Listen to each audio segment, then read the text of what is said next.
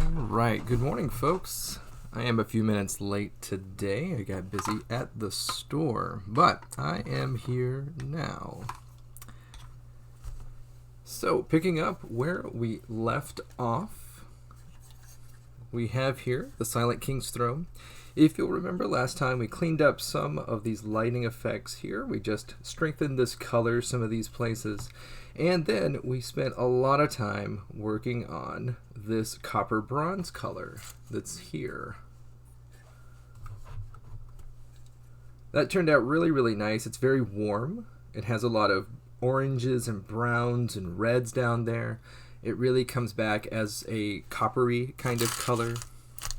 And so I very much like the way that turned out. So today we are going to work on the rest of the throne.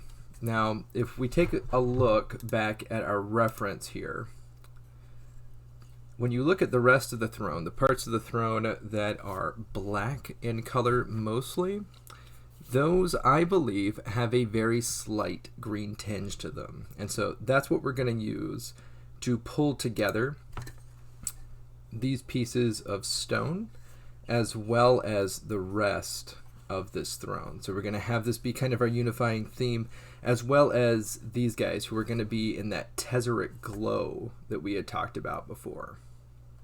So let's go ahead and pull that. Oops, wrong one. So we're going to go ahead and we are going to apply some Goblin Green here.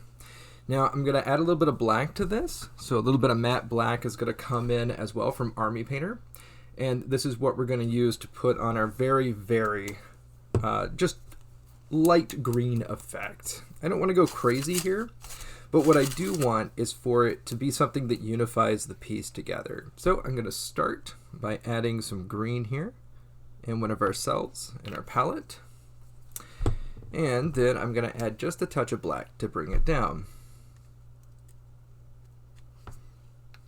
As always, this is part of the Makeup Brush Challenge. So I'm going to be using our makeup brush here. This is a Wet n Wild brush from the dollar store. Back when I purchased this, it was $1. So it truly is a dollar store brush. But what we're going to do here is mix our paint here on my palette. And as you can see today, I have removed the palette cam. I felt like for the most part, this has such a wide angle, I can actually see both. So that is no problem. We're going to mix this together and come up with a dark green. Yeah, there we are. And I'm going to wash my brush out here after mixing that all up. Going to come over, wipe our brush out. We do want a little bit of moisture on here. As I've said in previous streams, it is called dry brushing, but we don't want it to be bone dry. Otherwise, it'll actually be dry inside of the brush itself, and that'll make it more difficult for us to get paint to show up where we want it. So I'm going to grab some of this. There we go. All right. So I am actually going to try and concentrate this in the darkest portions, which means I'm going to be coming from the bottom here. There will be some on the top, but this is a good test for me to see kind of what it's going to look like on the model. So I am going to come back here to my thumb, and so I got no paint there. So that means I'm just a little too dry. We're going to mix a little bit of water in here, come back, bring that out there, see what that looks like. So I can still see my brush strokes, a little too much. All right, there we go. I'm transferring, but without. So I'm going to come in here, and I'm going to make sure I hit, there's a little ridge there, and so I'm going to hit the ridge and pull down. And so this is going to concentrate the green here in the shadows, and now I'm going to take a look at it to see if that's what I like. And yeah, I think this is actually going to be what I'm looking for. So I'm going to try and concentrate this down in the shadows of each to start. So this is just me pulling the dry brush across the bottoms of these stairs to get just a very small amount of this dark green color. And I'm going to do this up the stairs and onto this piece. Getting a little bit more paint, coming in, pulling it out. Same in here. And I'm gonna pull this down. All right, so we're just getting that little bit on the bottom edges of things here. So we're just making our shadows a bit green here, and that's gonna help, I think, tie the model together.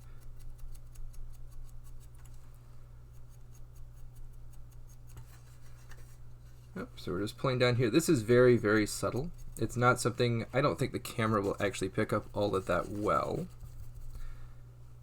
But we are going to concentrate this on the bottoms of things, in the darkest areas.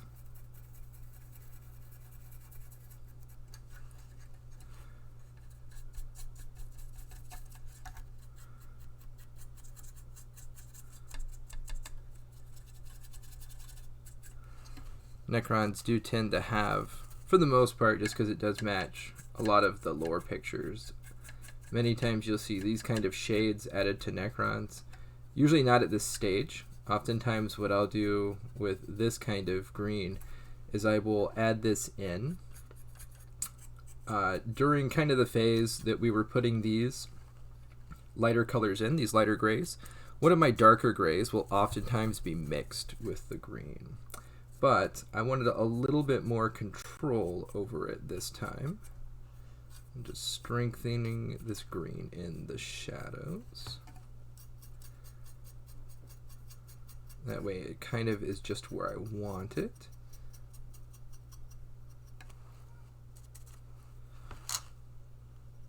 And in this very deepest, darkest area, I can actually do a little stippling just to strengthen that quite a bit on the bottoms here. So we can come in, stipple this color in just to strengthen it here across the shadows. Because of the very, very small amount of paint we're using, this dries almost instantly. Not quite instantly, but very, very close. But we're just going to come in here and add this green to some of our shadows here. And I'll end up going around the model and doing this around many of the spots. So we'll come in here.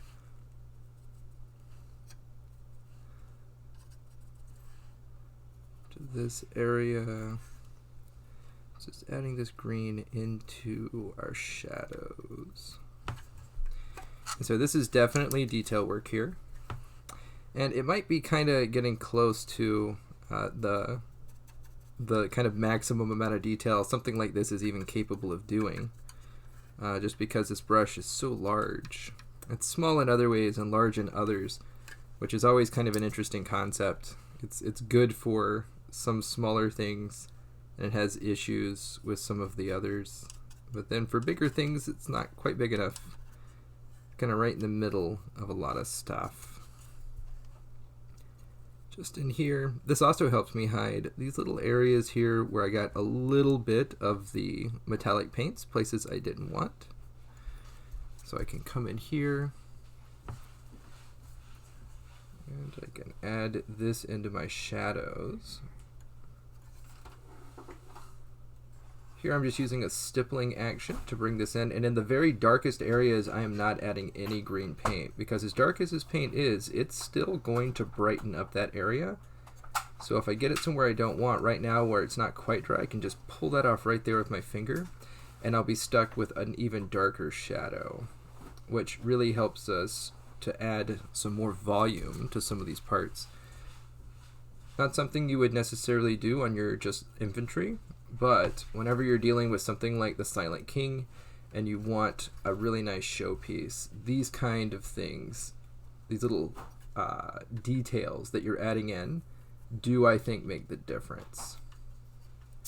So I believe it's worth your time to go in and add these little details. As I bonk the camera a few times, it wouldn't be a stream with me if I didn't do that at least 2 or 3 times. I imagine at this point that's what some of you just come for, is to see the camera get bonked a bit. Alright, come down here. I'm just mirroring this from the other side, just remembering the places that I put that in. And I'm going to come down here underneath. This won't actually be seen all that much, but I still think this is, on again, a showpiece like this, you don't want people to really be looking around and go, oh, well, I guess they didn't bother to do this, that, or the other. I am much happier to spend a little bit of time on something that maybe only one or two people will ever see on a showpiece than I would be on, say, just an infantry guy. Yeah, and so what we're getting here is this green in the shadows and this kind of lighter color on top. So it gives the whole thing actually the impression that there is some green in that the whole thing is kind of a really dark green color, but without here having to put green all over the thing. Yep, I'm just using a kind of hybrid motion, honestly, like stipple and dry brush kind of on this. So that was a little much, and because it was, I get to kind of pull it back down, but we're going to make sure it stops right there. And pull this into there.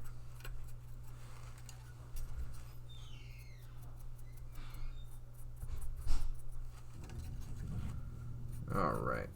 Now I'm going to pull this into these shadows. I am going to strengthen this just a little bit so it matches on the other side. There we go. I've tried a new camera angle here a bit with some slightly different angle to the light. So hopefully this is helping all of this stay very nice and in focus and visual. I have noticed in some of the previous streams that there are some issues with lighting and focus, but part of that's just being a new streamer, not necessarily knowing how everything works really well.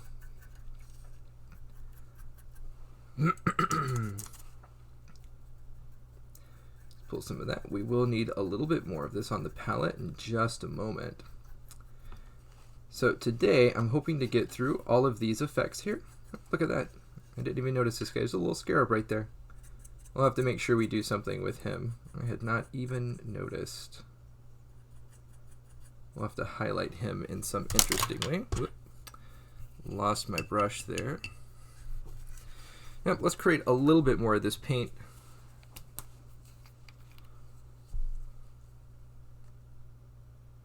So a little bit more of our goblin green, classic green color from the 80s, and just a touch more of our black.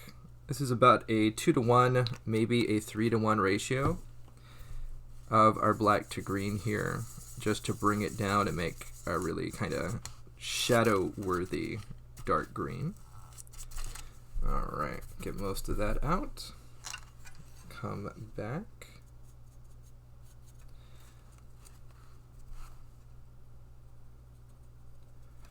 And we're just going to keep coming in, building this up in our shadow areas.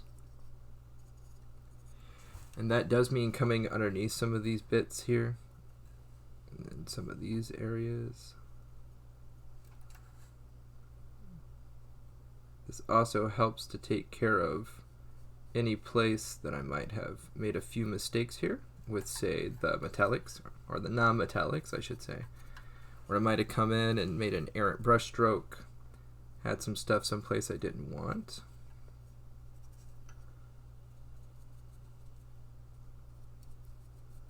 Yep, I'm going to build this up a little stronger here. I'm just going to get those into these spots, get you a little more centered here. And so I also have this area, which is where I messed up just a little bit, but I think with just a touch of this green in here, I can actually take care of that. Come along the bottoms of these, and then to strengthen this any place that it makes sense that it would need it. That it would make sense that you would see a little more of this green color. Especially under things in the shadows. Right now we're just shooting to get this bottom area on this. I'll have to blend that in just a hair.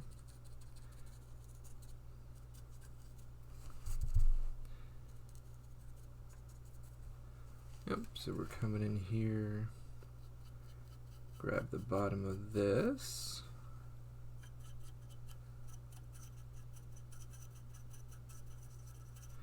I don't want to really hit these lines because I want them to actually kind of pop out a little more, but we're just catching the bottom of these guns here.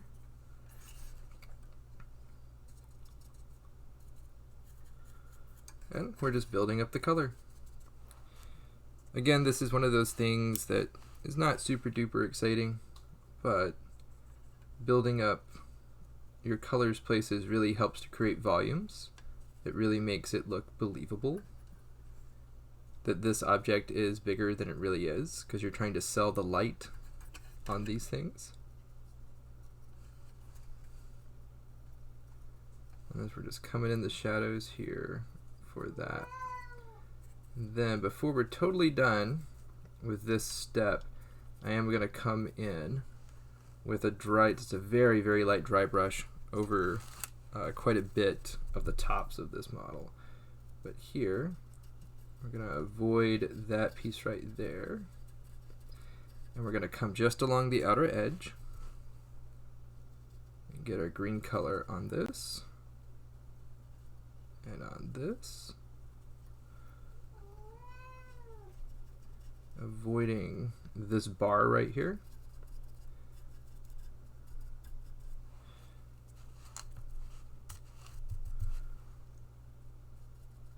Yep, so we're just kind of stippling this in to the outer edge of all of this stuff in here. Oh, don't have you on the frame. There we go.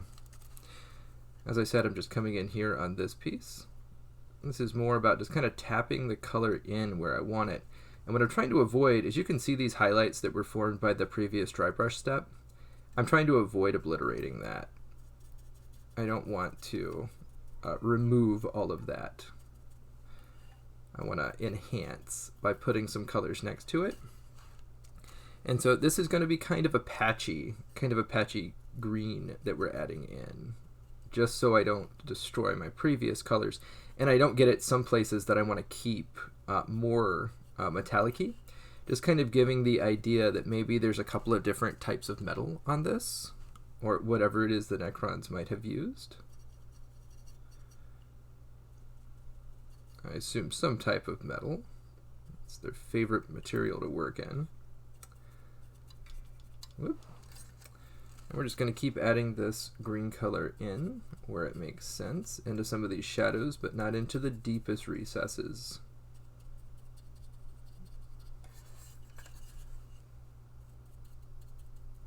And this is probably not the last amount of this we'll add in, but this will add just a really nice visual interest here in these shadows, give it more depth, make it more visually interesting, but without a ton of really complicated, strange work here.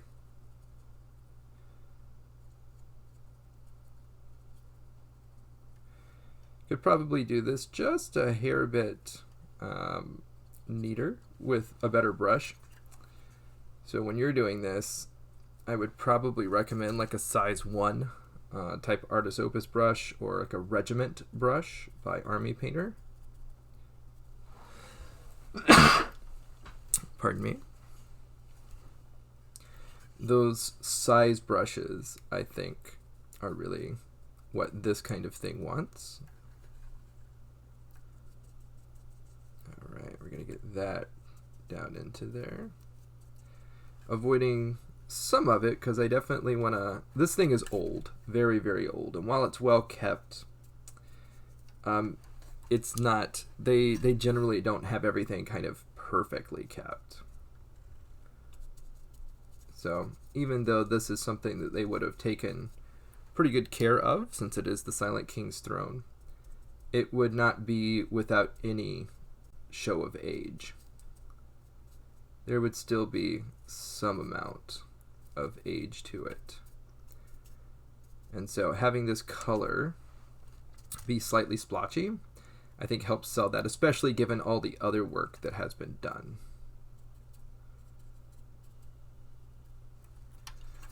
We might actually come in here with these hose pieces and make them brass as well. Not something I had considered when I was doing it, but that doesn't seem crazy to me to come back and highlight that up a little bit. I know that the minion, is going to be there, so it's going to be a little less visible than maybe it otherwise would be, because there's going to be a guy in the way. But having some of those things hidden back there is kind of nice. Have some Easter eggy type stuff. Yep, I'm not sure how well this shows up on the camera, but this is creating a transition here. And since this is our first layer of this, we'll put it a little deeper in some places. And that's really going to give us a slight but noticeable transition here.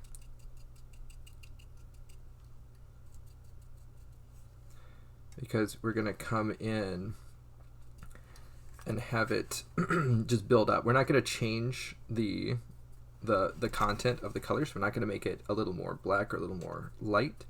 But what I am going to do is strengthen the color. And just by strengthening the color, we'll be able to see it a little bit more. All right, so we're coming around here, around some of these lighting sources. Just strengthening this where I see it needs it. All right. So here we're going to start that process here. Start in here, just strengthening it where it would make sense to me to have this color be a little stronger. Still very much avoiding the spots that I am trying to keep that cooler kind of gray shadow on, but I'm enhancing, got a little too close. I'm enhancing any of the spots here that I feel like need a little more of this color to help it. Yep, this is mostly kind of a stipple dry brush effect. Just trying to get that color where I want it. And I'm avoiding these lines here.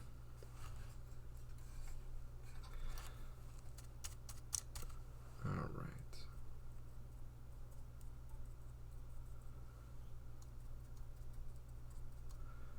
Putting this in.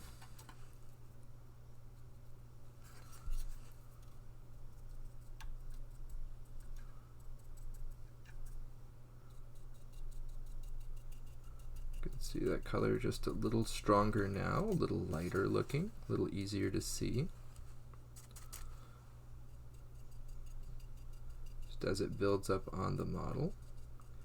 And I just want to blend it in wherever it looks like it's starting to kind of blotch a little hard. Make sure I'm pulling it just a little further out, blending it into surrounding metals.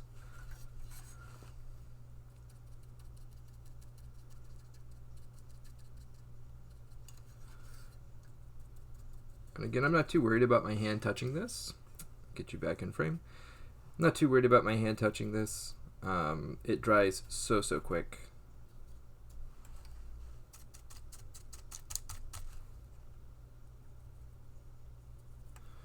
But we're just making sure we get this green in some of the spots where we really want it to show off. Now it is starting to dry in my brush here. Pretty soon I will have to do a complete washout.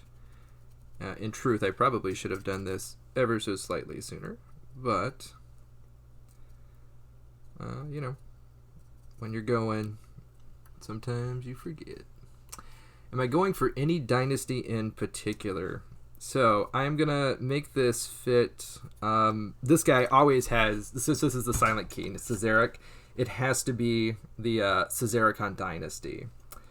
So while he is going to have the coloration of that, and it is mostly these metals that do it, his color scheme, if I bring him back here, his color scheme that you can see like on his body is this kind of brass gold color, and he has, I believe, some of the, just a difference between the two brass colors is really his theme.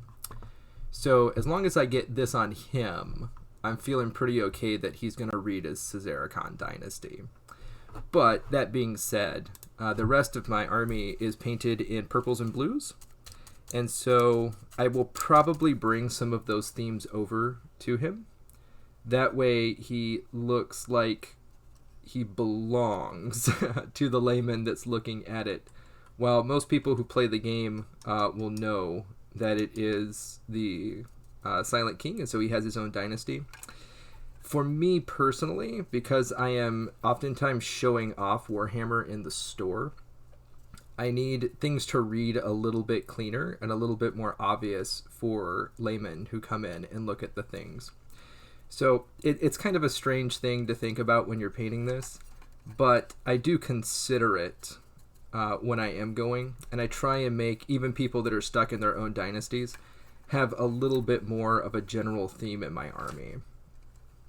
So, to answer the question, yes, I am kind of trying to make him his dynasty, but at the same time, he will have themes so that he fits into my army.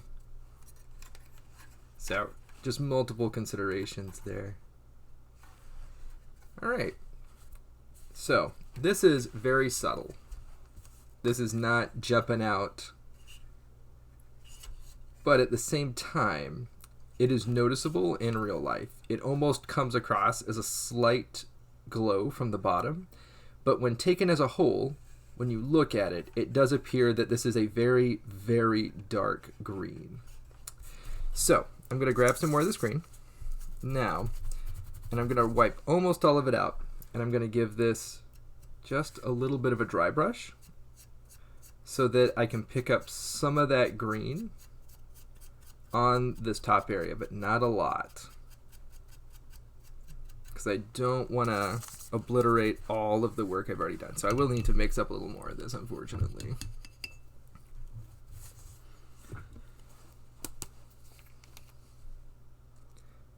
But not a ton, so just a little bit there, because this is going to be just a little bit of a dry brush to continue the theme up onto it, onto the rest of the top portion of the model. We'll mix this up, get our dark green here, which is actually just a little bit lighter, and that's okay, because it's going on top.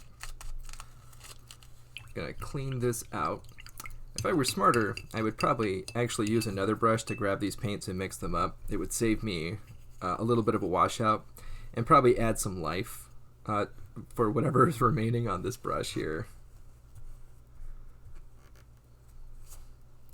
Yeah, you can see this brush has seen better days.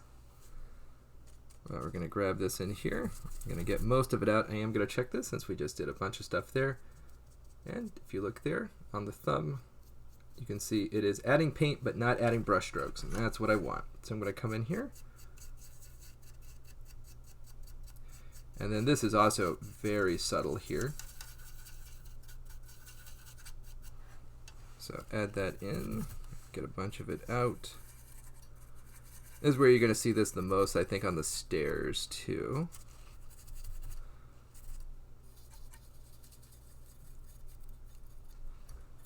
Just coming in here, adding this in. I'm swirling this in. This is, I'm not worried about lighting here necessarily, because I'm just trying to tint the lighting effect that's already in, because I already did that work. So this is really just adding just that little bit of extra visual interest to the model. And we're just kind of come in. I do have to push kind of hard for this because there's not a lot of paint on purpose. So I am bracing these stairs. In the previous stream, I talked about how these stairs are basically being held on by one small point of contact right here. So it is particularly scary. Yep. And now I'm coming into some of these spires here, and I'm adding just a touch of green into the spire too. Again, this is just something that probably won't be seen, not all that much, but I do want to continue that in. Just add just a little bit here. All right. We're going to come around the back, and we're going to keep going with the upper portion of the model, adding just that slight green tint to what we've already done.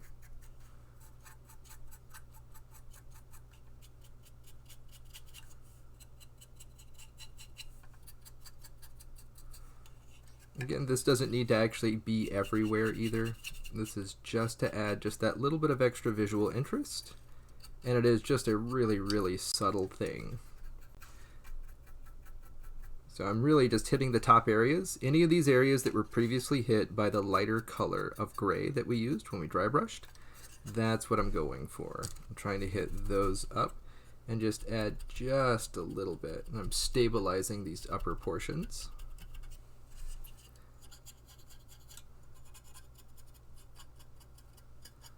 And I'm trying to leave most of this here. Just give it just a tint. All right. So I'm pretty happy with that. I always wanted it to be pretty subtle, and it is. Now, we're going to move on to these lighting effects. Now, we are going to need to clean a couple of them up, because as I've moved this model around in my hand, I have touched a few of them. And whenever you're doing a transparent paint, like this Tezzeret Glow that we're going to be using, this Tezzeret Glow is transparent. So if I put this transparent paint over this nodule right here that you can clearly see has the paint rubbed off of it, if I do this, you'll see it right through. So I'm going to go through now, and I'm going to touch up these bits. And this is okay that we're having to do this, because the base layer of this white is already down, and so when I touch this up, I'm not building it up for the first time, which takes generally 2 to 3 coats on a white. So even just cleaning this up, this is the correct order that you want to go in, even if it requires a little bit of work before you get to put in your lighting effects. So you can see I'm just coming in here, I'm using the tip of the brush, and I'm just kind of using a stippling motion on it. Same thing for this one, just using kind of a stippling motion. There will probably be a little bit of overpainting on these, just right around. This is okay, because when it comes down to it, I am going to be adding the glow effect for these on the model. So same thing here, strengthen that, because I definitely touched that. Look around for other ones. This piece right here has a little bit of the brown paint on it, so let's just go ahead and get rid of that. Come in here, bracing my hand on the model. Same thing here, I ended up touching those. Ended up touching this one. But that's so much easier to add this little bit more paint to it than it would be to do this for the first time here, because these do needed to be dry, otherwise they would tear. Alright, yeah, while I'm at it, because I have the white, I am going to come in here, I'm going to strengthen these up,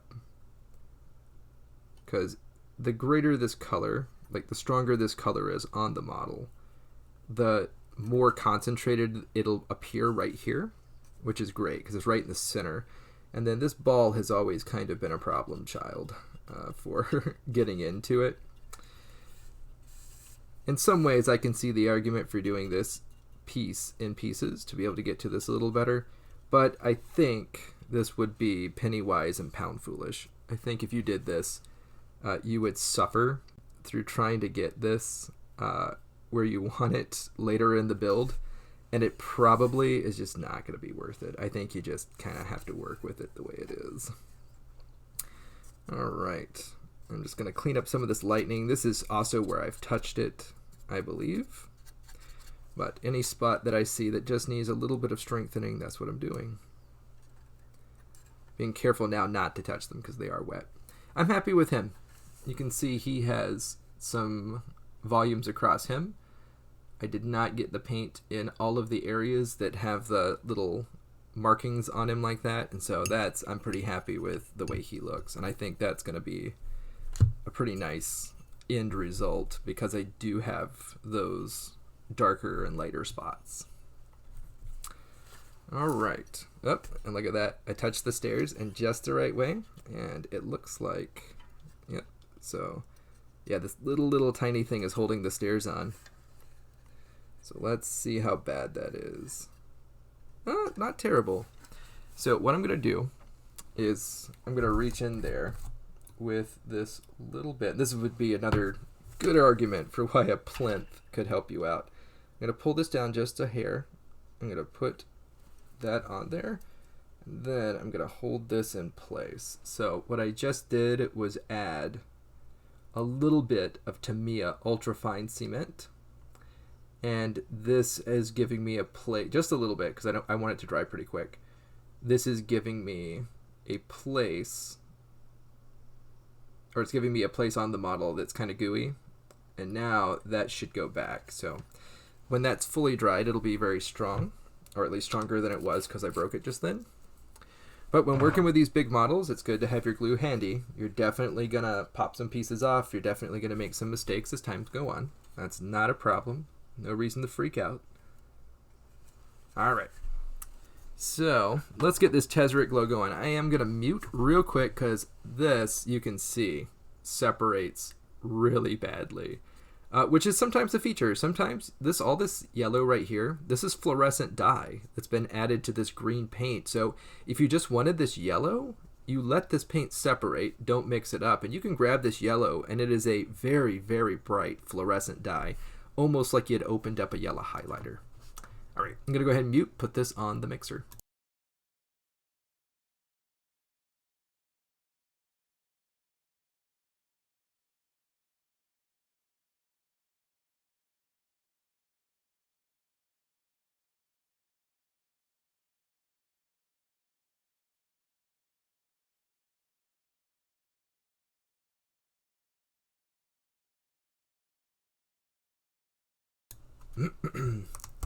All right, and in case I didn't actually mention it when I was answering that previous question, my army is almost always played as a Mefret dynasty of sorts, like a successor chapter, but it is one of the dynasties that was folded in.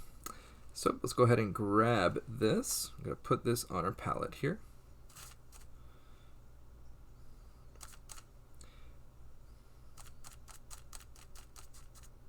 Looks like I got a few little bits of something in there, so I don't trust that. Let's just remove that. If you ever see anything in your paint, definitely take a moment to remove it, because it might look small while it's on the palette, but once you get this on your model, it's going to have some kind of texture to it that you're going to have to work through. And believe it or not, I did the same thing I did the first time. So I pulled out this paint, but I forgot to do my final highlights on the stones and around these in our arid earth, which adds a little bit of warmth to the glow. So I am going to leave this here. This is okay. Last time this actually worked out all right. This is a very thin, very transparent paint.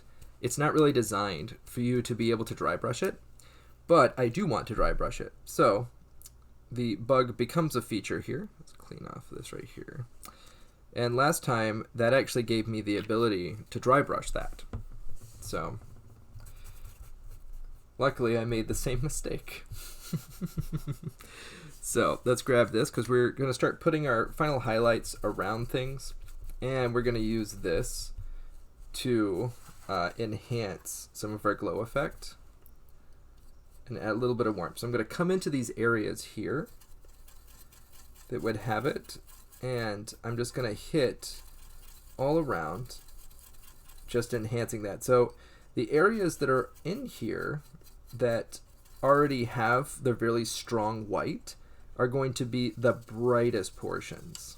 And then the areas around that have this are just going to kind of fade. That helps me make that volumetric highlight that I want, that fading as things get darker as they go out. This helps me do that without having to be quite as good with my colors here. And you can see it just kind of makes that whole area have a kind of soft glow. And when we add the Tezzeret to it, it's going to really look good. And I'm just going to come in here and just pop some of that right there.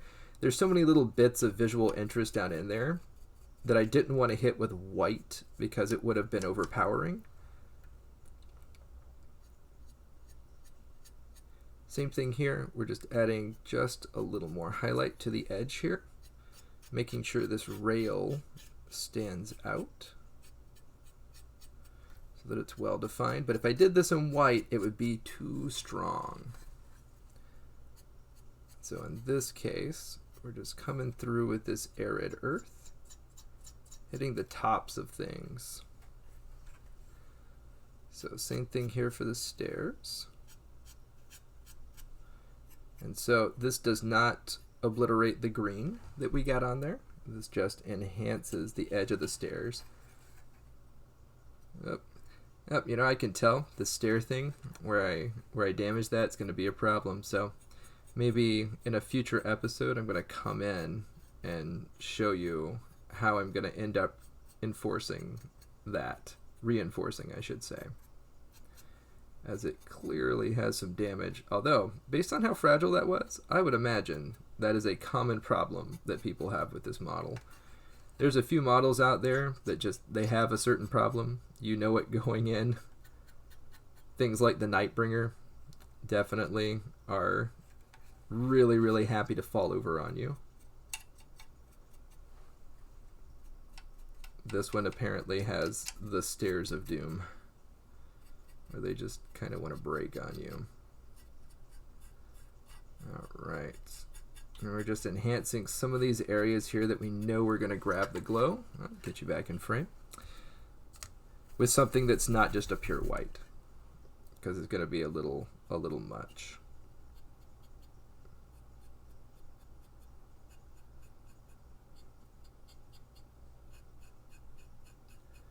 Yep, we're coming in here, adding that in. This is also going to be very good for this. So this is going to really bring this, the edges of this and this little bit of writing. Now if you look at the two there, this is kind of hard to see because of the way the lighting is hitting it. There we go. But the one on the left is starting to show up quite a bit better. And the one on the right is still a bit dull. So we're going to bring it up too. And we're going to leave the bottom areas here alone.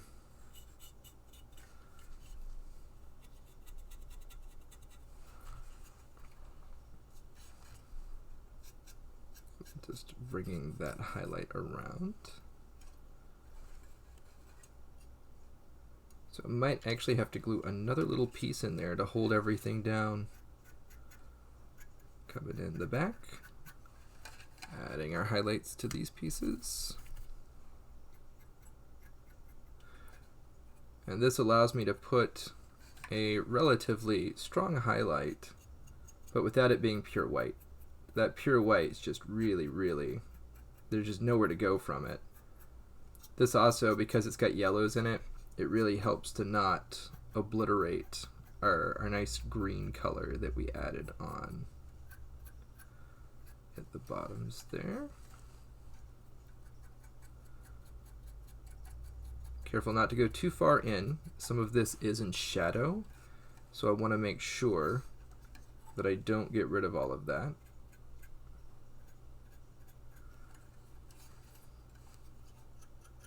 Same thing here.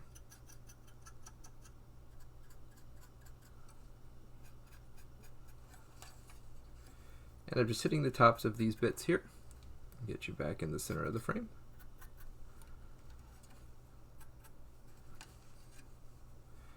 And this is really what we're doing right now, is for visual interest, yes, but we're really helping the people looking at this model to be able to see it. That's one of the reasons that the heavy metal style that GW didn't necessarily create, but definitely made famous. That's why it's so popular, because it highlights all the edge, it makes them all harder, it makes them easier to read at distance. It is slightly unrealistic, and that's okay, because we're not trying to create ultra-realistic models here. We're just trying to enhance what the model has so that it reads properly at a distance. Alright, so that's getting pretty good here. Just going to add a little bit more up here. I'm okay with this having just a little bit of this, especially at the brightest portions. Same thing here. Oh, got the camera some. That's great. And we're gonna reach in here. We're gonna highlight some of this, because that's definitely stuff that gets missed way down in there. Gonna leave those portions there. Yep, so we're just bringing this up, the whole thing. But it's just layer upon layer here. Oh, out of frame again. One day, I'll get a little better at that. One day. So, most of this is top down, so that's where most of the sliding is coming from. And we're gonna get a little bit more across the tops of these. Hit some of these little balls and things that are on here for additional visual interest. Same thing here. Just a little bit. There's gonna be guys standing over here, so I'm not too worried about this. All right. So there we are. Now, let's see how this is really in there. So I think, let's see.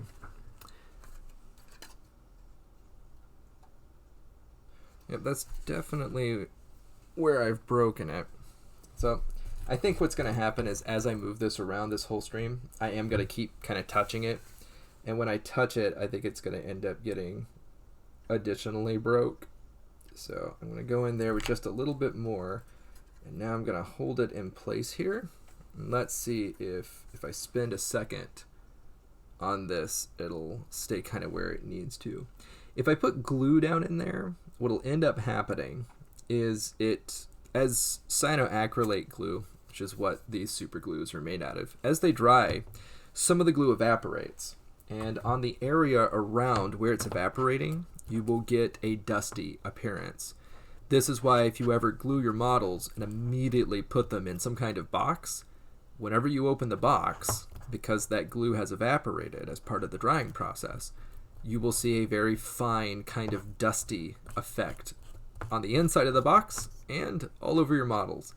So if you're using any kind of super glue, you want to really give it a second before you put them in an enclosed area whenever they're drying. This, though, does not have this problem. This is basically a solvent, and so it turns the polymers of the model into monomers. And then, while I'm holding it here, as it dries, they go back to being polymers. And so that's how these kind of cements work, is they melt the model, and then when all of this dries up, the model returns to being hard again. So this actually looks like it might have it this time. We'll see.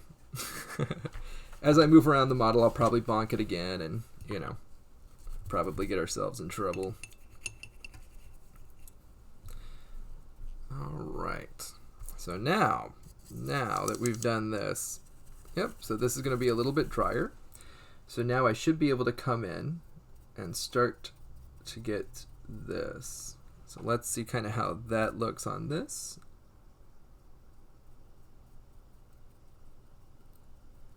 Yeah, so that's our glow effect right there. We're going to be putting it in, get a little bit of that off. And this is just going to be stippled around the area. Don't want too much there, so I am going to end up getting this on me, but that's okay. And we're just coming in. And this is very, very strong stuff. But this first layer on here is just trying to set the glow all the way around it. So we want wherever that's going to be, we want to make sure we get this on now, because when we put our next layer of this on, this is going to be quite a bit stronger when it's on top of itself, because transparent paint, we're building up the layers. So what we really want to do is make this our very thin starter layer, and then we can work the very center of it to create a stronger effect. But in this particular effect, we're really just trying to hit all of the spots that would glow at all, including the bottom. Really touch right there. There we go. You can see this is not a lot of paint, but just kind of dry brushing this in, that fluorescent dye that's in there just grabs right onto the white, and you see right through it, and it just makes it kind of this brilliant color, which really helps whenever you're working with tools kind of like this brush that doesn't allow me to really make a layered in lighting effect. So this is an excellent cheat whenever you have a handicap, such as this brush, or whenever you're trying to do something relatively fast. So you can see with very little effort here, you know, during this phase, because we've done all the work ahead of time, we're able to get a very nice glow effect from this that we're going to build up using subsequent layers of this paint. So I'm going to grab a little bit more of this. You do actually kind of want to shake it as you're using it too. This paint is, it really just wants to be separated. So even in the few minutes that I've had it here, I can tell that it has separated out a bit. So I'm going to come in here, get you back in the frame, and just get the glow around that. Same thing here.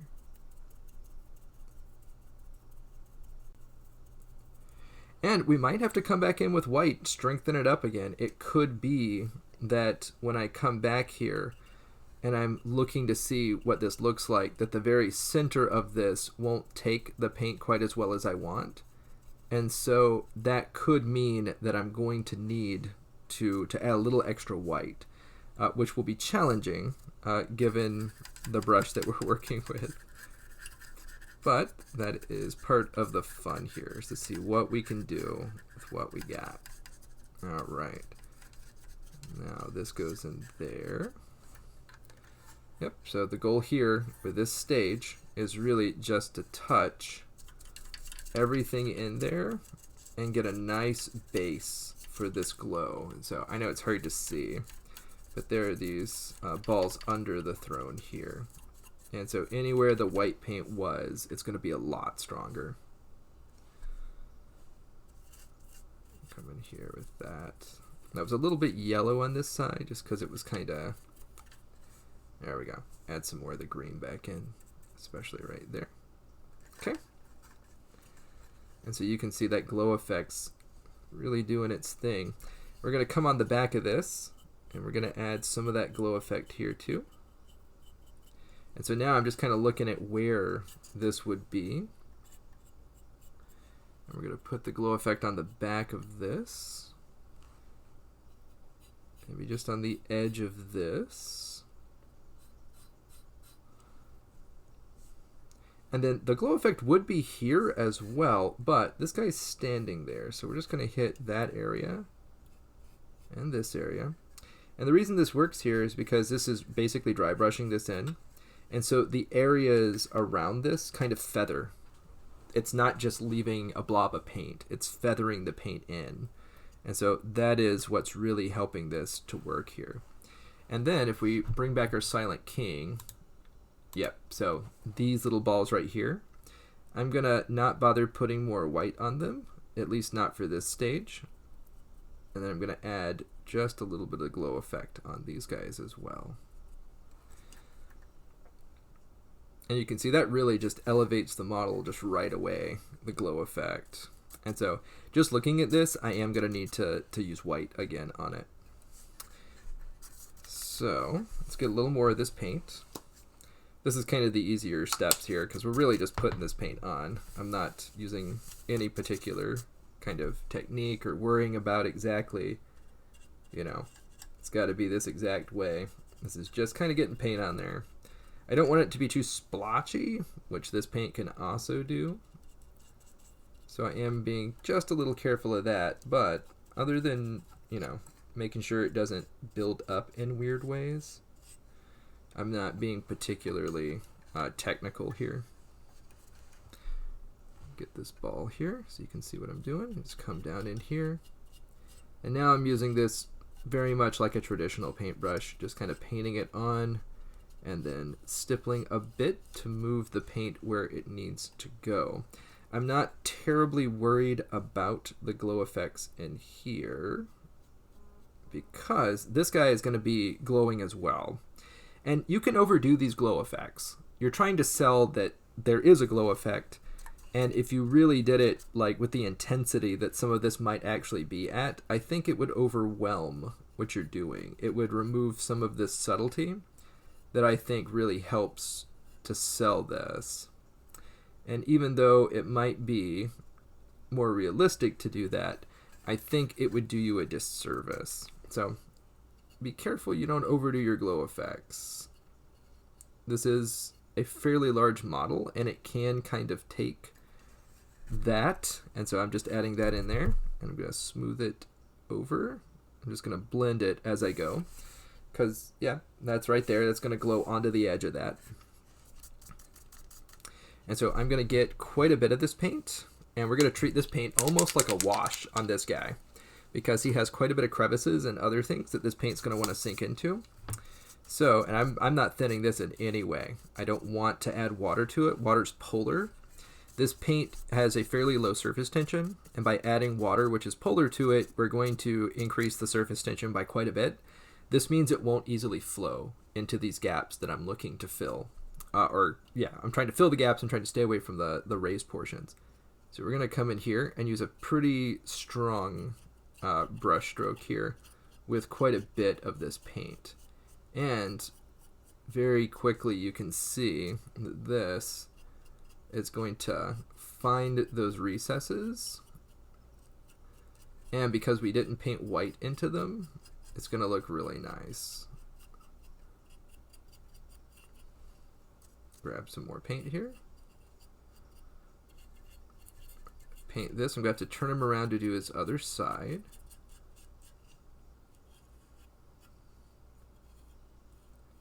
And we're just going to get some of this along the edge here, because he is glowing. We're going to leave the very tip tops of this, though, just to help. Now, would it probably also have that on it? Yeah, it probably would. This glow effect probably would extend to over there, but because, again, we don't want to overdo this, I am making sure that I save some of that spot. So I'm going to turn this here, being careful not to crush my stairs, which, you know, that ship may have already sailed with this model. The repair is going to probably need to be done. Let's get this in here. It is kind of hard to maneuver around this other post in the back so that we can all see. And here you can see actually where I missed a little bit. I didn't put the white all the way to the edge. Well, that is okay. We're not really aiming for perfection here, despite this being a model that is, you know, a very large showpiece. There's going to be so much to look at that those kind of very small things, while I will probably go back and fix that particular one, I wouldn't search my model trying to find them. You know, if you see them, fix them. But in this case, I don't think it's going to be worth it to go back and fix literally everything that's wrong, because you just would sit here forever finding all the little tiny bits of everything that aren't quite right. That is the letting perfection get in the way of good enough kind of problem, which we want to avoid when we're painting as much as we can. Alright, so that's our first layer on him too, with a little bit of glowing, and in this case we're going to put that in here too. There we go. And the same thing on here. So now I'm really just looking for any spot that might be picking up that glow effect and not overdoing it. Just a little dot here or there lets people's minds fill the rest in.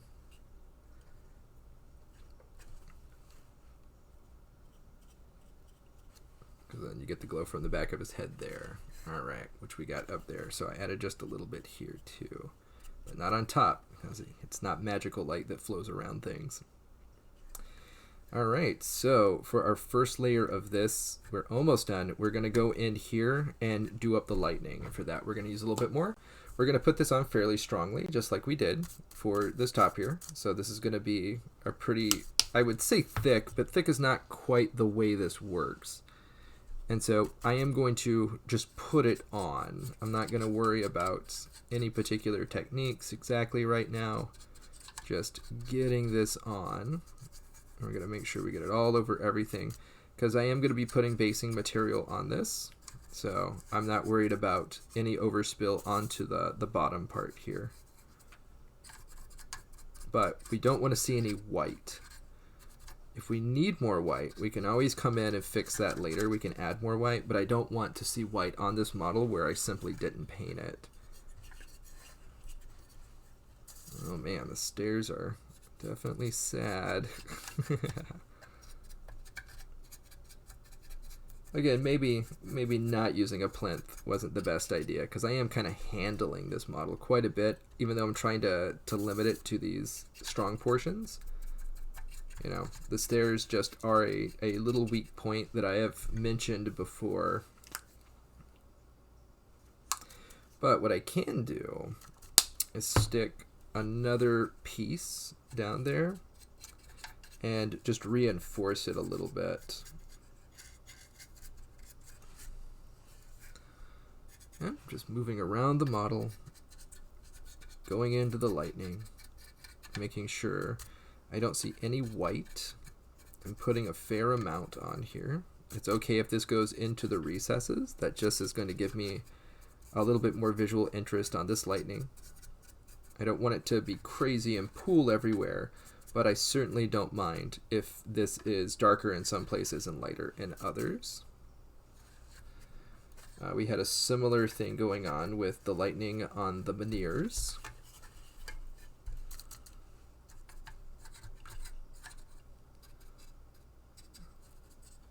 Alright, have a little bit of lightning here, and then I'm going to take some of that off, and then we're going to put a little bit of this light effect on the inside here.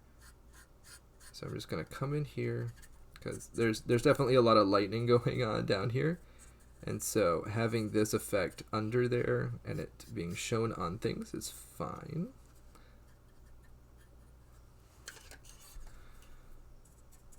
Yep. And so I'm just stippling this on in some spaces, not everywhere, because lightning, it's not entirely consistent in its glow, but I do want that to be on most of the inside surfaces facing the lightning here. Yep. Then we'll come in here, add a little bit of the glow effect on this side of the gun and on this side of the gun.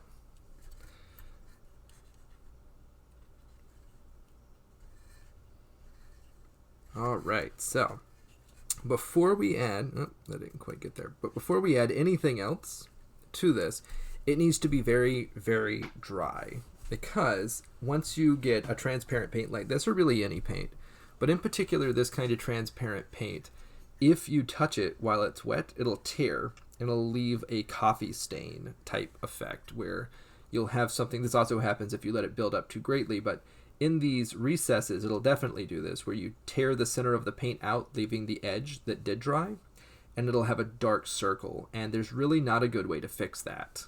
It will always be visible on your model. And so while we're waiting on that, let's see if we can't fix this. So what am I gonna do? This is where it might be a good idea to have kept some of your sprue material. So I'm gonna go ahead and put this aside just for a second. So we're gonna let that dry and we're gonna take it aside. I'm actually going to take my Exurion cutters right here, and I'm going to cut a piece of sprue. So let me grab a piece of sprue from right over here. I'm looking for a flat piece.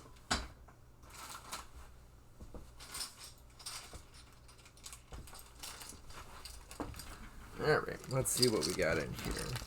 We have some Necron warriors here. So let's see. These guys actually don't have too many flat portions on them. Let's go on a different shelf. And again, we're just kind of waiting on this to dry, so this is not time that we're really missing out on the model, because we don't want that to be wet when we're working on it. Well, might have to grab one of these boxes over here. Let's see. Here we go. You know what? This is perfect. So, here we have some scarabs. Now, they're a little bit off scale for this. This is a very, very big scarab. But I think we can do something a little fancy here. So, let's take a look at the size that we need. So, I would like it to fit kind of right in there.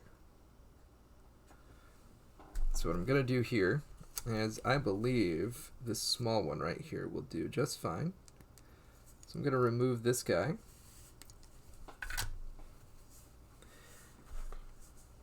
And let's grab a razor here. Again, we're just waiting on this to dry up here. So let's take this guy and let's check this out. I'm going to use some tweezers here. Here I have some Revlons. And let's see how that fits. It won't fit sideways. I could remove these legs here, which I am going to do. Because this is not going to be very visible. Let's see. That's a little better. I'm going to remove the legs on the other side, so he's just going to kind of be jammed down in there. So if someone were to look in there, they would just see a Necron-looking object. And that's probably good enough. Let's grab the finer tweezers, because we need to go a little further down. And so this is just an example of, hey, things have gone wrong, and we're taking a moment to fix it before they totally break off. That way I can get some of the stability from the piece that's still holding. And so yeah, that right there would actually fit just perfect down in that spot. So what I'm going to do here is I'm going to glue this guy in. And he's going to give me some support from the bottom on this piece.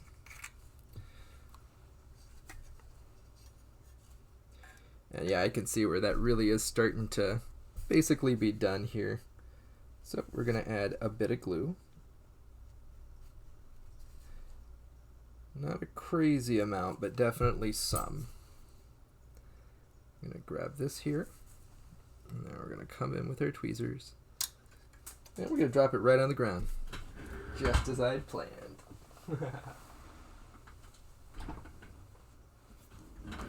Alright, we're going to reapply the glue here. And let's see if I can't get a little bit better grip on this guy. Or I could glue it to my hand. That is also a choice. Alright. That's a little tricky. But we're going to give it a go here. Alright. Let's get this guy in here. Alright. So, kind of in there. Not really.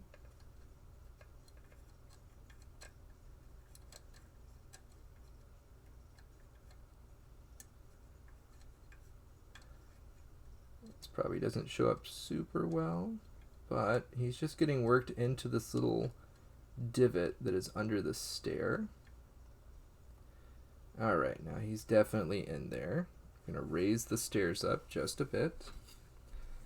Put this here. Now we're going to play a little smarter here. Let's use gravity to help me. Alright, there we go. So now he's in there. He should act like a support and a spacer.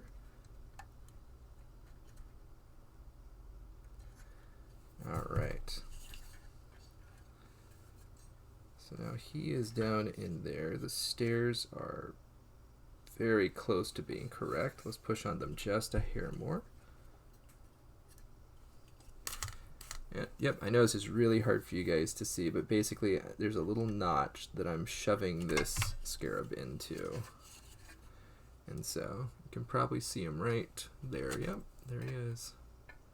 So now he's down in there, and when he dries, he should do quite a good job. So let's test the rest of these pieces here. I'm just going to touch here, nothing, touch there, nothing. All right, so this is sufficiently dry here. And you know what? I am going to grab the big plinth, I think, since I am now in the position of letting the stairs dry up. So I do have this big GW plinth. I believe it will fit. Let's give it a try. Yep, in fact it does. Just sits right on there. So now I'm going to hold the plinth. This might make it a little more interesting for me to keep this guy in the frame, but we're going to give it a go. So we are going to probably come in and strengthen a few of these places here. So let's get our scarab friends out of the way. We might have to put another scarab on top of the stairs, so we'll see. We'll see how that one goes. I might actually want to add a piece of tape here just to keep the stairs right. But we'll see. I will probably take a little bit more time off camera to make sure the stairs are doing good. In fact, if I were smart, I probably would have simply fixed them. I probably would have just pulled them off and fixed them later. But here we are. So let's grab a little more of this white. This white has sat for a moment, so we'll have to double check that it's still good. It is. All right. So we're going to add this white in here, just to enhance that glow. Same thing here. We're just going to touch the very tips of this.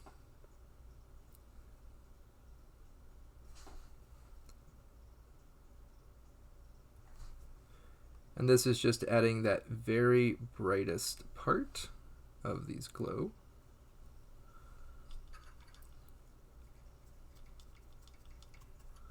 Right there in the center. Again, if you do this and this paint is wet, what you'll end up with is it mixing in to the transparent paint, and it will make it milky. And so then you will have the worst of all the worlds. It won't look very glowy anymore because it'll have mixed into the paint. But neither will it look all that green because it'll have made kind of a sloppy, kind of milky thing, which I have done before, being impatient with my effects.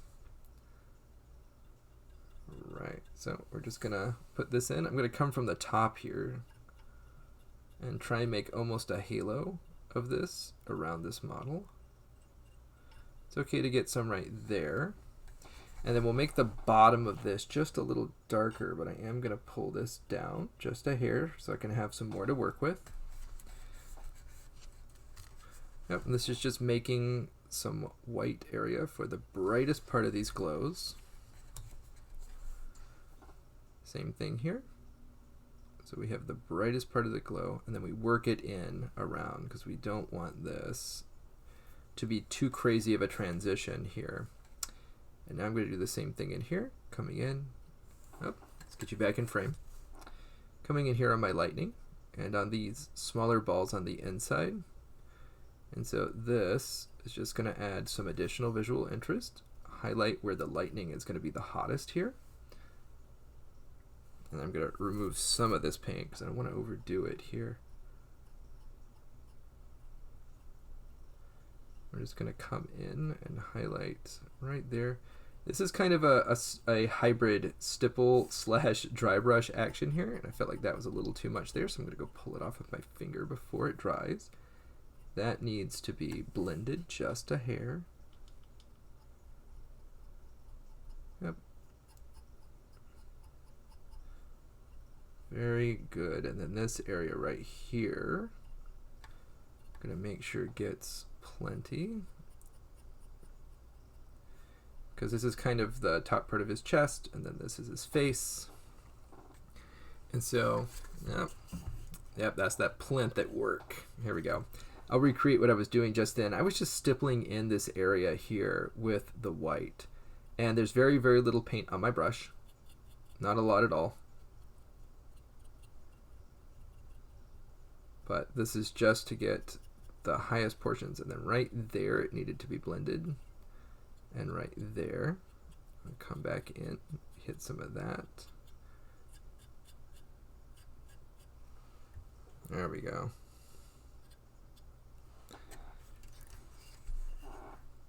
So there we are with him. So our lighting effect is getting closer to being done here. Now what I do want to do is come in and strengthen the area at the bottom of these things. So I'm going to blend anywhere I see on this where I see it just needs a little bit more blend. I'm just coming in right now with very little paint on my brush, especially these big objects. That's really where it happens.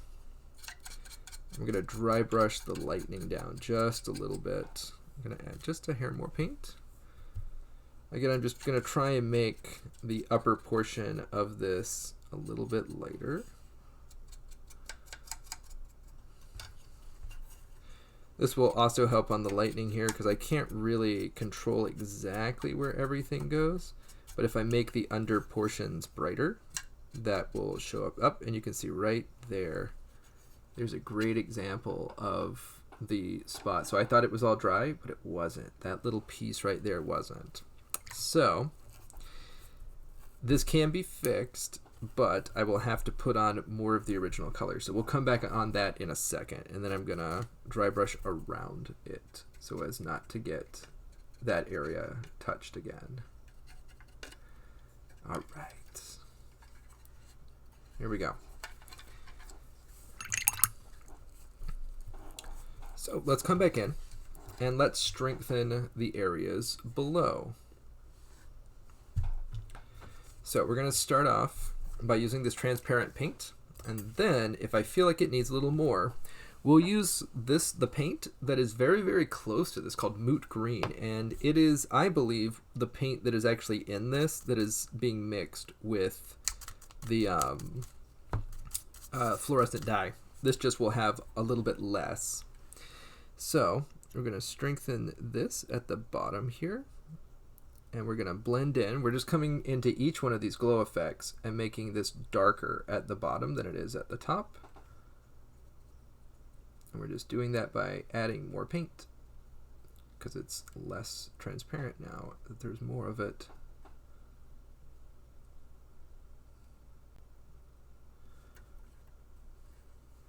Same thing for him. We're going to hit the areas below.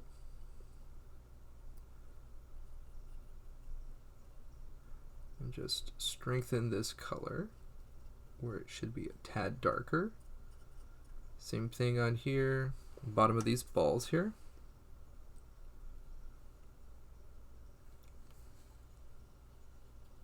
Adding some more visual interest. And continuing the way we had done it everywhere else. So there's some consistency there. And just pulling that little bit of extra off that got in the bottom there. Alright, and this bigger ball here, we'll have this all around the bottom. So we're going to come in with some additional here. And you can see I'm kind of getting it on this. We're going to pull that off there.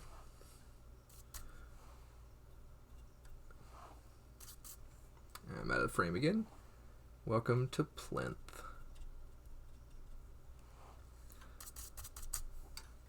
And so these really big pieces, it could be that I have to pull the Moot Green in to really get that on there.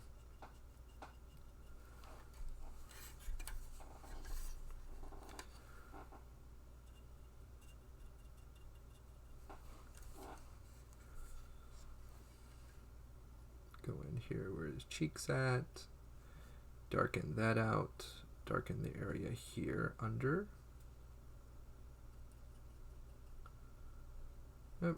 So these are kind of the steps that really start to add visual depth to your model. When you're coming in and you're increasing your shadows, but only where they really should be. And then if we need to, we can re-strengthen our highlights. Coming on to the bottom of the lightning. Making sure not to get this places we don't want it. And so I'd be very tempted, had I a nice brush, to make this area right in the middle of his chest into a gem. But I do not have a brush that is capable of that, so we will avoid that desire currently.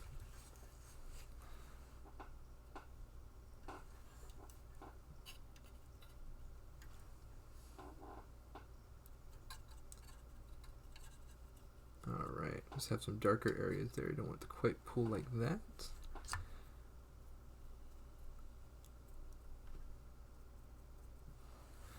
All right. So there we are. This guy is really coming along here. Our glow effects are starting to get in there. I'm going to wipe off almost all of this. And I'm going to dry brush this edge here. And I'm going to dry brush this edge here. Now I've wiped off almost all of my paint. Almost all of it. Because I definitely don't want to overdo this. But these things are so close, I think it's not possible for them to not pick up a little bit of that. But you see, it's only on this one side. We're not going to go to the other side there. All right, that's looking really good. I'm going to grab a little bit more of our white paint and see if I can't get just a touch of it at the tops of some of these other effects that got missed out on, like those two small ones. And here on the back, I will also strengthen these just a little bit using our paint.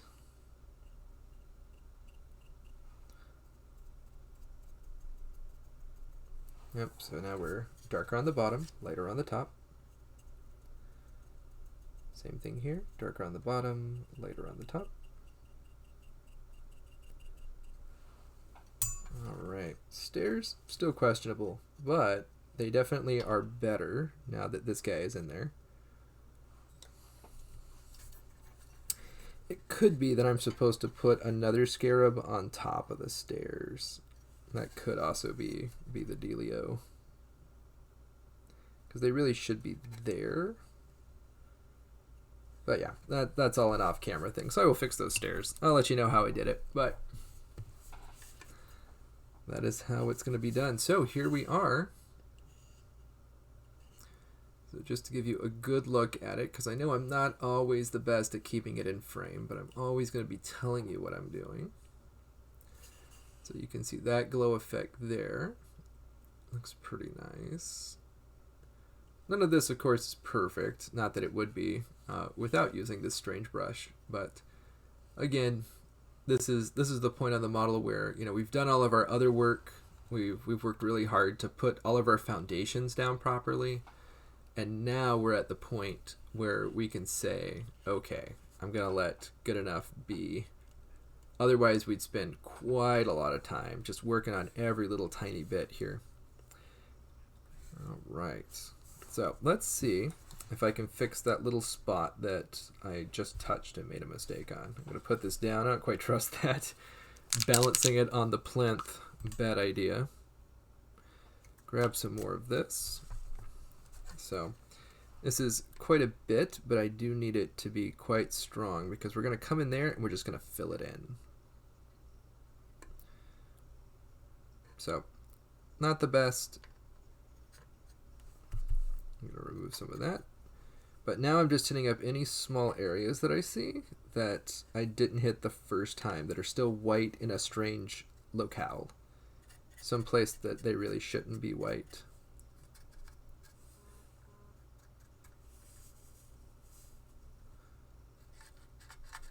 Yep, like that inner portion there is very easy to miss. Alright, let's strengthen this area down here as well. So this is the ball that's on the inside under the throne. I'm just getting some additional paint down in there. Make that bottom section darker.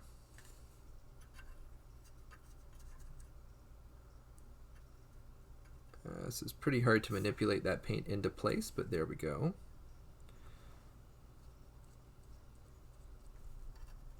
Let's come back in here. These are going to be the most obvious ones here, so I'm just taking a little bit of extra time to increase that the difference in the darkest and the lightest areas in here. Same thing for him. People are definitely going to be looking at his face, so we want to make sure that's nice. And I know this paint, because I am just kind of stippling it on, there's not a lot of it. So it's going to be fairly dry. That's what I'm getting at. I'm not worried about tearing it there. Yeah, there we go. So this is just kind of paying attention to all the details that are around the model. Trying to figure out exactly where the colors are going to be. Where the, not the colors, but where the glow effects are going to be. Like where that is going to end up. Oh, you know what? One of the places I missed here with my white is actually right in the front. And so it's this. Let's see if I can't get just a little bit of white to increase that interest there. There we go. So just a tad there in the brightest portions. You know what? The stair is coming off. There we go. Yep, I'm gonna keep on bonking it. So sorry, Scarab. We'll work on this. I think what I'll do is probably key this in. I'll drill it out and key it in. So I'll remove this Scarab too. That was a good try, but this is totally fine. I'm not gonna actually clean this up, but I am gonna drill into it. And so let's just take a quick look. So it's that portion right there and that portion right there. Yeah. So what I'm going to do is put two 1/64th holes right here, which is going to fit some wire that I have perfectly. That wire is just paper clips. So put the paper clips in there, and then that should take care of that, no problem. But that's what's going on there. So I'm just going to remove the stairs for now. That's quite all right. Then let's check on this. Yeah, that piece has got a lot more holding on. This little piece, this little stair has a lot more plastic in there, as you can see, than this does. This just has that little tiny step down, and it has this perfect. Yeah, that makes it a lot easier to put pressure on it because it's got that angle in it. So yeah, not the best of designs. They definitely went with something that looked better than it functioned for that particular one. Cool. All right, so we're gonna let that dry for now, and then we're gonna check out kind of what it's doing in a moment. If it needs any additional work or highlighting, we can do that in that time. So, what is our next step? Now that this model has almost all of the pieces of the throne put together, almost as far as the painting goes and the glow effects and the other things that we're working on, now I'm gonna put some stuff on the base, and this is going to be where I'm going to put it all in, and it will have to completely dry.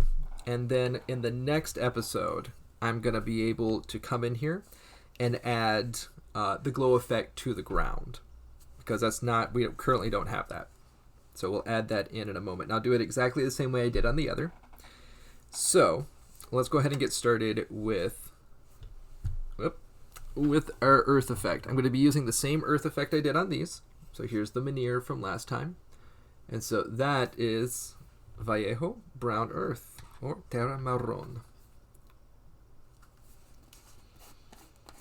And it looks like peanut butter, although it does not taste or smell like peanut butter. I'm actually going to be using an application tool for this that is not the brush, because this would just absolutely destroy the brush. We would not be able to really use it for anything else. So I'm going to grab me an application tool, and the tool I'm going to be using here, this is just one of the sculpting tools that is from Army Painter. So it has a spade on one end, and it actually has a paint grabber on the other. But in this case, we're just going to be using the spade end to get this on. And we're just going to fill this whole thing up. This is not, rocket science here. So we're just going to grab a bit, and we're going to immediately do that, which is bad. But that's okay. Again, nothing we can't fix. So I'm going to grab a piece of scrap here, the scrap cloth, and then I'm going to wipe it down. This might leave a little bit of paint, but that's okay. Most of it should come off no problem. And so for this, I'm just going to grab a touch of water. And there we go. Just wiped right off. No one would ever know that happened unless they watch this film. So now we're just going to keep on going. I'm going to grab a little more, and then I'm just going to start trying to apply this in. And this is a nice spade piece, so I can actually just put it in like I would a trowel, which is essentially what this is. It's just a little baby version of the trowel. Going to get you guys back in the frame.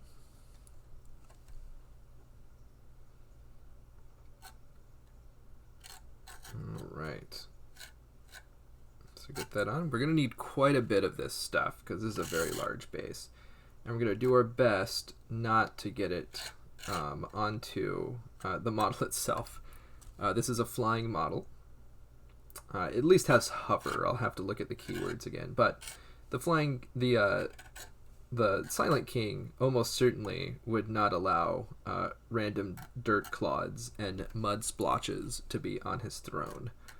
So it seems to me that this would be pretty clean, even if it were very, very old. Yep, we're just getting it on right now. We'll be able to manipulate this later. It's not going to dry for quite some time. In fact, I would always recommend, if you're using these type products, especially applying them thickly, like I am having to do here to bridge the gap, I would recommend letting these dry overnight. You don't necessarily have to, but I think you will have the best results, especially if your intention is to do something like add a shade and then dry brush it back up, like the kind of simplest thing you can do with a base like this, which is what we're going to be showing off here. You can do all sorts of fancy stuff with your bases, but this is just going to be applying this earth using this trowel, making sure you are in the frame, and then cleaning it up with shaders and dry brushing to bring out some of the visual interest. So we're just getting it on now. We are going to shape it before we're done, but this is just kind of getting a base layer down to work with. Yep, just goes on kind of like icing. You can actually hear it whenever I put it on. It does have a texture to it, does have grit in it. I always think of this as almost like a mortar of sorts. It seems to dry very, very hard like that. But it is probably just paint mixed with pigment and sand. Very, very fine sand would be my guess. Continuing to grab this. Excuse me. Sticking it on here. And we're just spreading this on. Vallejo makes a variety of these paints, these technicals, as GW would call it. They make them in reds, and they make them in lighter colors, they make them in desert colors. So I tend, even though I sell the GW stuff and I do not sell the Vallejo stuff, I tend to recommend, if you're going to be doing quite a bit of basing, that you skip the GW stuff and you go with the Vallejo stuff. It is much, much cheaper. It basically comes in these huge cans for like $14, whereas it is $6.99 at our store, or $6.95 I should say, to get the little 24 milliliter bottles of the stuff. And it does look good. Valhalla Blizzard looks very iconic. It's definitely like, you know, it's Valhalla Blizzard when you see it. But it is very expensive, and there are other companies, especially if you're going to be doing quite a lot of models, there are other companies that make much more affordable versions of this, where you can buy quite a bit of it. You could also make it yourself if you really wanted to. These are, just as I said before, paint mixed with textures. So you could get yourself some very fine sand and some brown craft paint from the dollar store, and this would very much do a similar thing. This, in many ways, you gotta always think about, you know, what am I paying for when I get these paints? In this case, you're paying for two things: convenience and consistency. This paint will always be this color, so that's great. If you're trying to make sure that, you know, you are painting a whole army and you want it to be absolutely consistent, this paint will do that for you. And if you don't want to have to take the time to really work through making your own paints and then making sure that you've gotten the color consistent. So you'll always be stuck looking at either money or time, essentially, is your two options all the time. But in this case, you can split the difference with a different company like Vallejo and use their product over the GW one, which again is a very fine product. It's just expensive. Probably more so than it should be for something of this type. Alright, now I think I have enough on here to where now what we're doing is making sure it is everywhere I want, and we're going to be adding a little bit of visual interest here. So the other ones have kind of a swirl pattern to them, and I'm going to be reproducing some of that here just by putting the spade in and pulling the spade out. That's going to texture this and give me something to dry brush. And since I am going in an orientation, I am driving this around a little bit in one direction. It's going to give me the ability to have kind of a swirl almost on it, like I did these veneers. And so who knows what technology they're using. They're using a Satan here as a battery, but who knows what kind of technology is actually holding this thing aloft. And so maybe it creates this little swirl pattern that you see.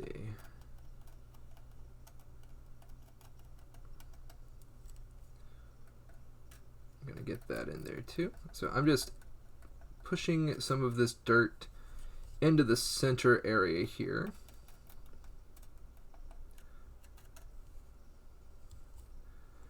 Alright, now I'm going to go around the outside and make sure I don't have any spots like this where it doesn't have this material on it.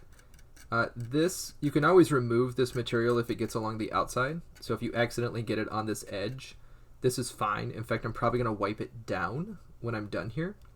But it is hard to put it back when it's not there in the first place. So you definitely want to consider that as you're going. So we have now applied this Vallejo textured basing material to the bottom here. We've added the same kind of swirl that is on the rest of the model, and I'm going to fix that later so you can see there's a little bit of dirt there. I'm going to wash this out, and if you remember me talking about this last time, you do not want to touch this material to a part of your work surface that you're going to be using for anything else. So if you're wiping out your brush and you wipe your brush out here where I've been wiping this material off, it will add this texture to your brush. You won't realize it. You'll go to paint something, and then all of a sudden you'll be very sad because instead of a nice smooth coat of paint, you'll have little bits of grit all in it, and that's no good. So I'm actually going to use this, and I'm going to keep coming in here so that it is not there. So I'm just pulling, oh, there we go. I'm just pulling this little bit of paint that was here, pulling the texture off. I can always repaint this, but if it's got the texture on it, it's going to be hard to hide. So I've pulled that off there, which is great. And here we are. You can see even that glow effect there. So should be pretty dry. All right, so this is pretty dry.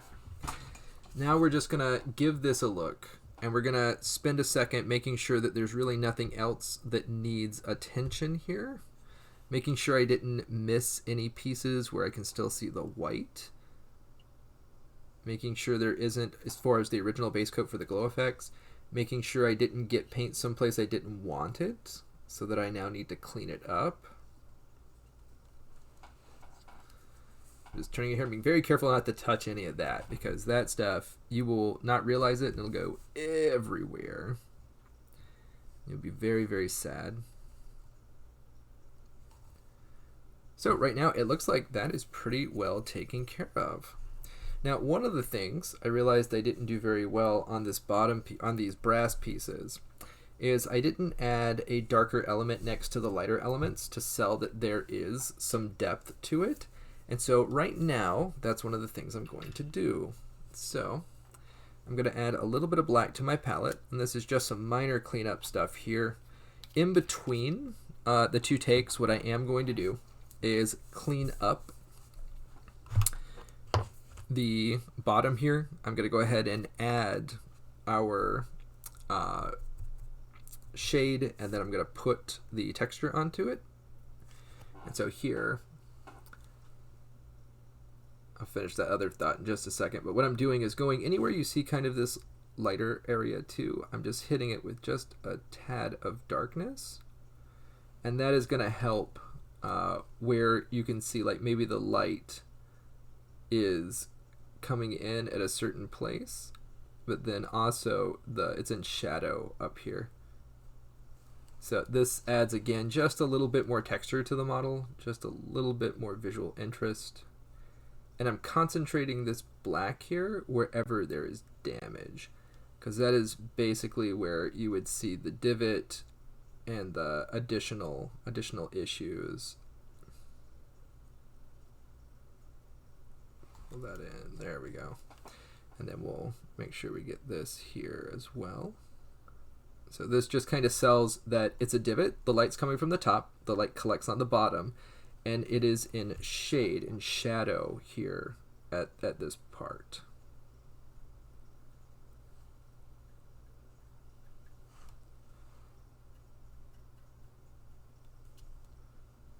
Cool.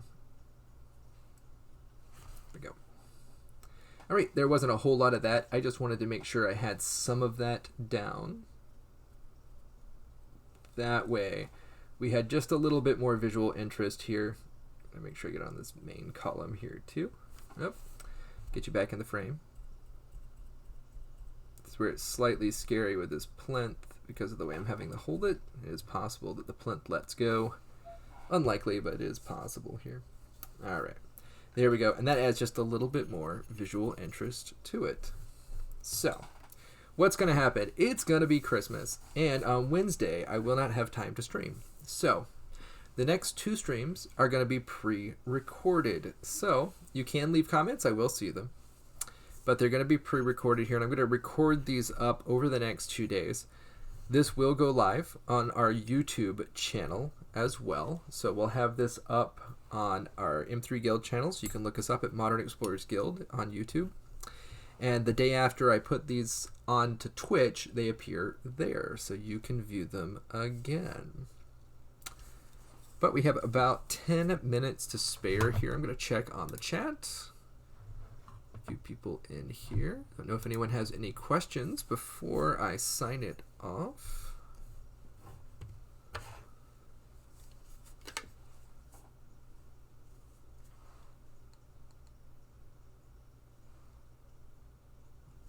Yep, just checking again to see if there's anything else that's small that needs to be worked on while I have all my paints here. Nice. All right, so like I said, in between these two, I'll shade this down. I'll highlight it back up. It'll look very similar to these other ones over here. And what I'll end up doing is recording all of that, and then I'll put these up as VODs. So they'll be pre-recorded for you. And with that, I will see you on Wednesday. And then the Monday and the Wednesday, I will keep up the schedule here, even going through. So, have a great rest of your day.